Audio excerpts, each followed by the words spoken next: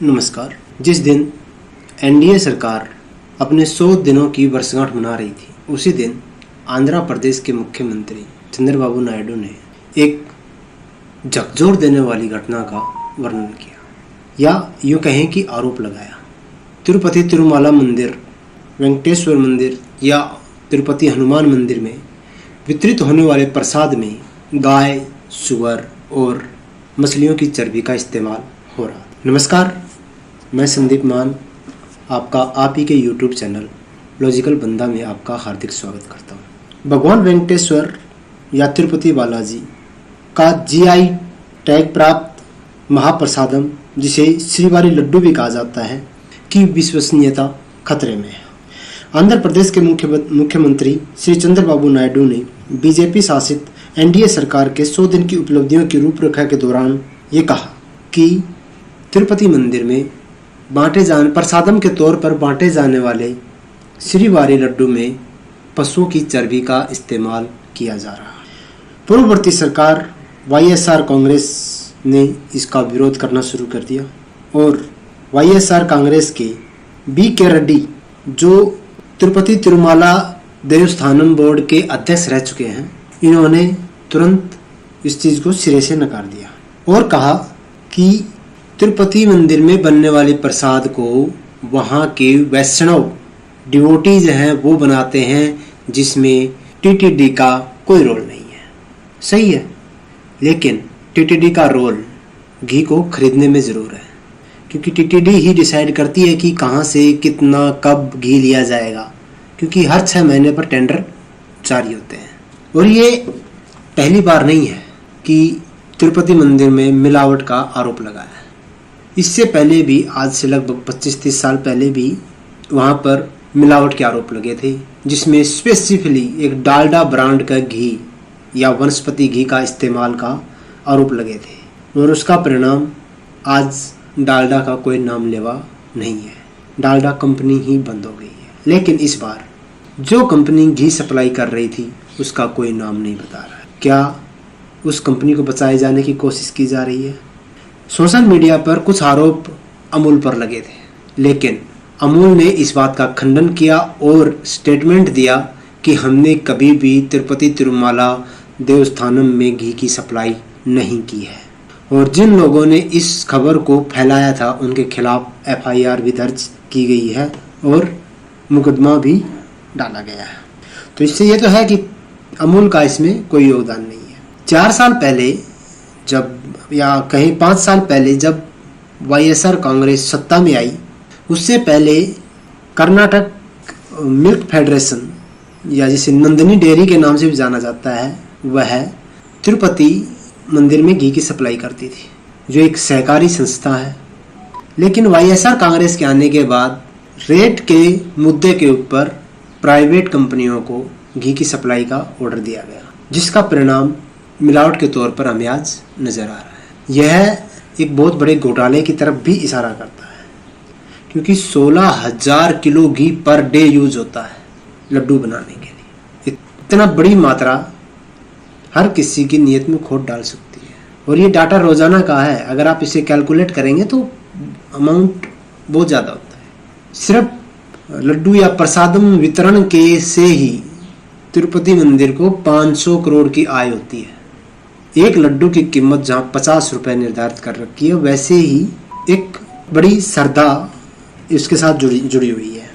अभी जानते हैं कि तिरुपति के लड्डू के बारे में, कि आखिर ये क्या चीज़ है, कैसे बनता है, क्या प्रोसेस है।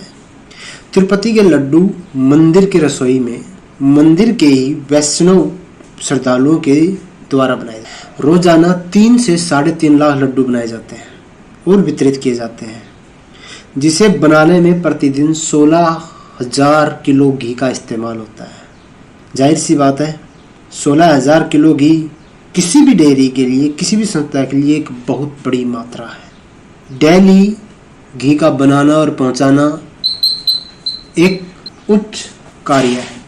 अगस्त में कर्नाटक मिल्क फेडरेशन या नंदिनी डेयरी ने आरोप लगाया कि तिरुपति मंदिर में घटिया क्वालिटी के घी का इस्तेमाल हो रहा है। उसके बाद चुनाव हुए। चुनाव होने के बाद सत्ता में टीडीपी पार्टी की सत्ता बनी, सरकार बनी। लेकिन जो तत्कालीन जगन मोहन रेड्डी सरकार के जो टेंडर जो लगातार चल रहे थे, उनके ऊपर सवाल कर्नाटक मिल्क फेडरेशन या नंदिनी डेयरी बार बार उठा रही थी। लगभग 3-3.5 महीने पहले चंद्रबाबू नायडू मुख्यमंत्री बने। ये ऐसे आप संयोग कह सकते हो कि जब बीजेपी के 100 दिन होने वाले थे, उसी टाइम पर नेशनल डेयरी डेवलपमेंट बोर्ड ने एक रिपोर्ट जारी की, जिसमें लड्डू में इस्तेमाल होने वाले घी के पशुओं के फैट का पाए जाना की आशंका जताई थी, संभावना जताई थी। अब FSSAI भी इस मामले में है और भारत सरकार ने भी उच्च स्तरीय जांच के आदेश दे दिए हैं। घी की सप्लाई कर्नाटक की सहकारी दूध समिति, कर्नाटक मिल्क फेडरेशन या नंदिनी डेयरी को दे दी गई है। एक्चुअल में प्रसाद के तौर पर लड्डू का वितरण 2 अगस्त 1715 में शुरू हुआ। तब से अब तक लड्डू प्रसाद के तौर के ऊपर लगातार वितरित हो रहा है, जो आज तक जारी है। सिर्फ लड्डू वितरण से तिरुपति मंदिर को 500 करोड़ की सालाना आय होती है। अब जाहिर सी बात है, लड्डू है तो बेसन के बनेंगे, बेसन में घी एक इम्पोर्टेंट रोल निभाएगा, साथ में चीनी है, उसके बाद साथ में कुछ ड्राई फ्रूट इसके अंदर मिक्स होते हैं। लेकिन जब पशुओं की चर्बी का जब मुद्दा आया है, उसके बाद तिरुपति तिरुमला देवस्थानम बोर्ड ने अपनी खुद की एक उच्च स्तरीय लैब, मॉडर्न लेबोरेटरी स्थापित करने का निर्णय लिया। लेकिन जो सबसे बड़ा सवाल है, ये हुआ क्यों? एक मंदिर जैसी संस्था घटिया क्वालिटी का घी क्यों इस्तेमाल कर रही थी, जहां लाखों करोड़ों लोगों की श्रद्धा के साथ खेला जा रहा? तो इसके कुछ कारण इस प्रकार से हो सकते हैं। पहला है राजनीतिक। जो भी सरकार आंध्र प्रदेश में सरकार बनाती है, जो भी पार्टी सरकार बनाती है, वो अपने लोगों को तिरुपति तिरुमला देवस्थानम बोर्ड में बिठा देती है, जिससे इस प्रकार के आक्षेप लगते रहते हैं। और जो भी सरकार, जो भी पार्टी सत्ता में रहती है, वो अपने खास लोगों को ऐसे स्थानों में इसलिए बिठाती है ताकि उनका कुछ फायदा हो। वो फायदा धार्मिक भी हो सकता है, राजनीतिक भी हो सकता है और आर्थिक भी हो सकता है। दूसरा कारण जो तिरुपति तिरुमला देवस्थानम बोर्ड की नाकाबिलियत हो सकता है। या तो पहला कारण है कि राजनीतिक हस्तक्षेप, राजनीतिक के तौर के ऊपर उसका फायदा उठाया जा रहा है, या पार्टी के तौर के ऊपर उसका फायदा उठाया जा रहा है। या फिर अगर वो कारण नहीं है तो दूसरा कारण है कि तिरुपति तिरुमला देवस्थानम बोर्ड एक नाकाबिले बोर्ड है, जिसमें ऐसे लोग बैठे हैं जिन्हें क्वालिटी से कोई मतलब नहीं है, श्रद्धा से कोई मतलब नहीं है, जिसे गुणवत्ता से कोई मतलब नहीं है। तो ऐसे बोर्ड को यथाशीघ्र या तो भंग किया जाए या काबिल लोगों को वहाँ पर बिठाया जाए। तीसरा है घी के सप्लायरों का लालच। लालच बुरी बला है, लेकिन जो करते हैं उनके लिए, ये जो घोटालों में शामिल लोग हैं उनके लिए एक अच्छी चीज़ है। सब लोग घी को वहाँ श्रद्धा से सप्लाई नहीं कर रहे, वो लोगों का या उस संस्था का बिजनेस हो सकता है। बिजनेस प्रॉफिट पर चलता है, और जब प्रॉफिट ज़्यादा हो तो कहने ही क्या। और ऐसे स्थान पर स्पेशली जहाँ रोज़ाना 16,000 किलो घी यूज हो रहा हो, लालच आना स्वाभाविक है। अब उन श्रद्धालुओं का क्या, उन आस्थाओं का क्या, जिन्होंने उसे प्रसाद को एक पवित्र चीज़ समझ करके खाया हो और उन्हें यही नहीं पता कि वो क्या खा रहे। और ये तब है जब वहाँ के लड्डू को GI टैग मिला हुआ है। आम स्थिति की बात छोड़ दीजिए आप। तो अब आगे क्या? एक उच्च स्तरीय जांच का गठन कर दिया गया है। उसके क्या परिणाम आएंगे, क्या रिजल्ट आएंगे, वो भविष्य के गर्भ में है। लेकिन अगर पशुओं की चर्बी का इस्तेमाल लड्डू में हुआ है तो जो भी व्यक्ति इस श्रद्धा के साथ खिलवाड़ में शामिल है, उन्हें कठोरतम दंड दिया जाना चाहिए।